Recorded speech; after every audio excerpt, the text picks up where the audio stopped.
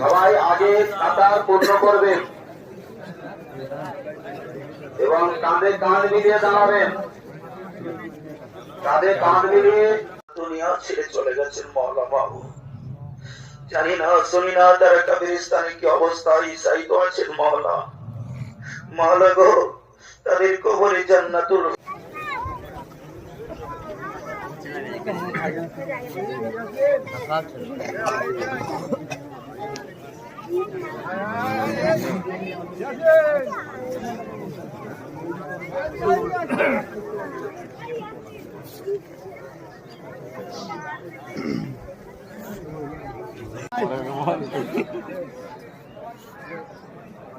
শুধু ভিডিও করে বেশি মিলে